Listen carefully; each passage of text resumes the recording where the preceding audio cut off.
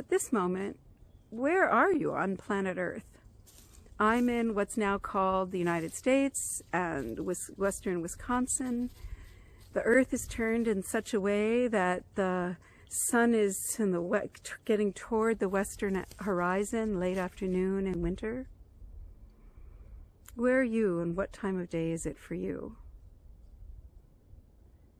This simple activity of locating ourselves in the context of the planet Earth in relationship to each other is an example of the specific and tangible work that is wholeness in motion.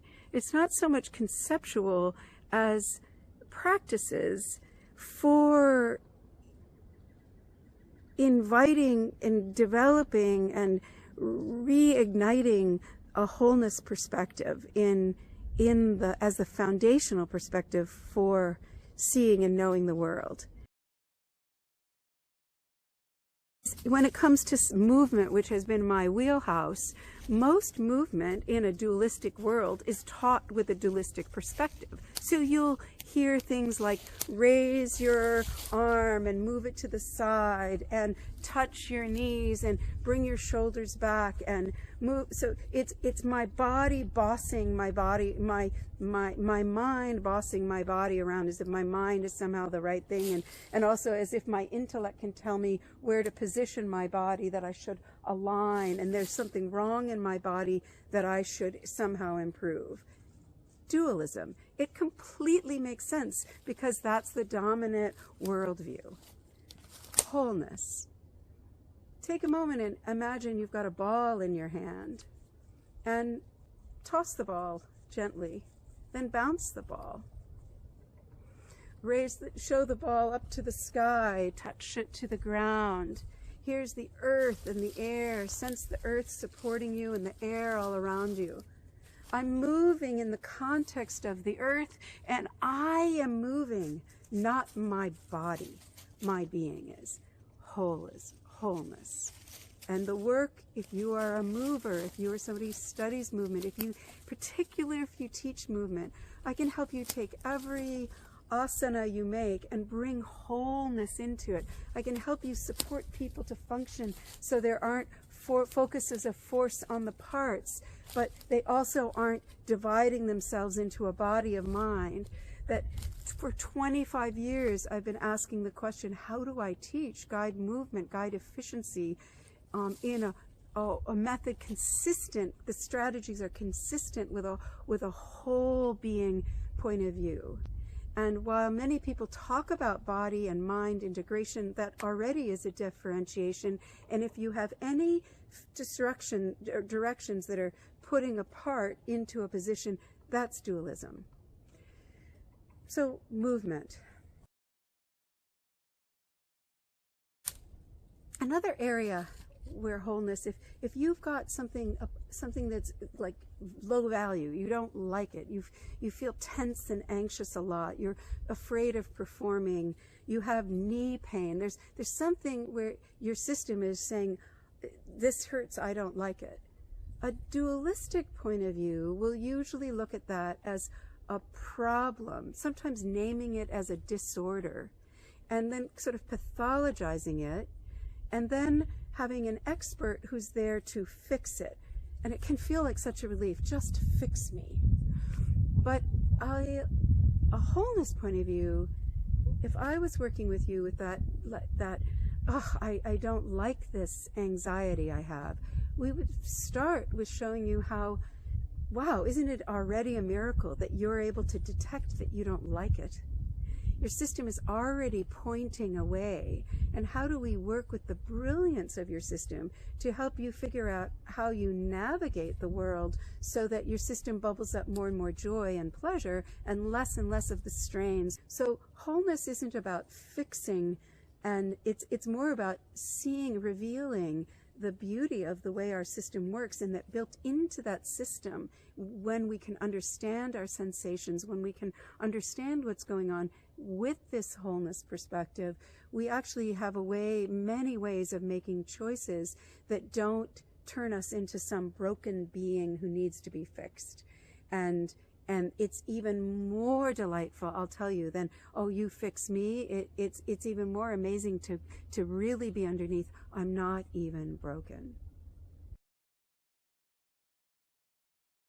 The fourth area has to do with leadership and learning and education. And in the dualistic rooted institutions and system, there tends to be a culture of expert. Students come to learn from the expert. There's power and hierarchy.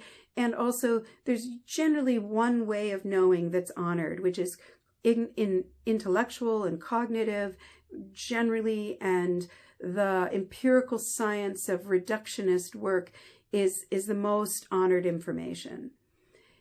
In wholeness, we still honor, oh wow, it's so beautiful, this way of knowing from the reductionist sciences, but we also expand to honor other ways of knowing, so that learning and knowing is a property of the person learning. So we've worked on scaffolding experiences to evoke discovery in the learner, and to honor internal ways of knowing, observational ways of knowing, of years of relationship with something in the world, as well as including the beautiful wealth of information that come from empirical sciences.